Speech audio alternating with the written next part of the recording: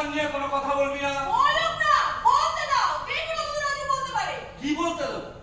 একই আমার